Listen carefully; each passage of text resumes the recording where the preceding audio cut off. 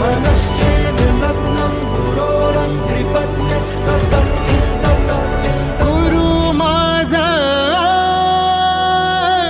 गणगोत गुरु हीच माऊली